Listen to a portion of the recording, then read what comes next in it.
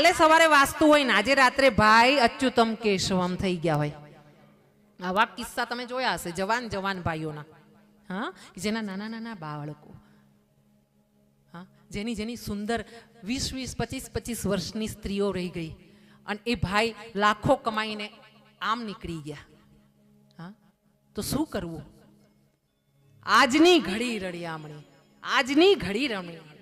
હા, આ ઘડીમાં દાન કરો, પુણ્ય કરો, આનંદ કરો, નામ લો, સત્સંગ કરો, ફરી લો, ફરો, તમારા પરિવારને લઈને ફરો બધે. એ તો આવડવું જોઈએ ને.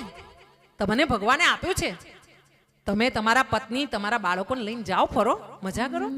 એ નથી થતું અભાગ્યાથી. જવું બેઠા હોય, પત્નીને લઈને ફરવાય ના જાય, આવાય હોય પાછા.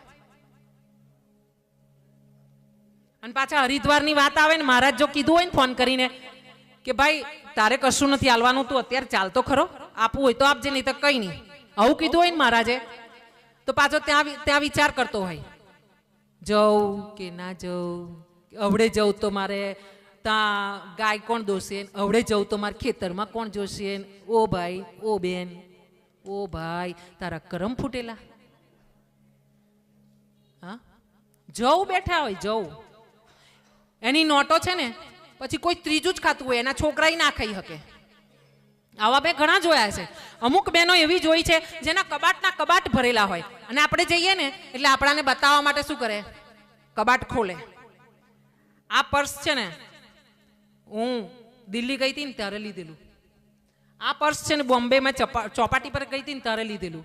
અલી બેન, તે પર્સ લીધા કર્યા, વાપર્યા ખરા? એમાં કંઈ મૂકીને કોઈને આલ્યું ખરું? હે, આ સાડી આમ લીધેલી, આ ડ્રેસ આમ લીધેલો. એ બેન, તું આ તારા કબાટ બંધ કર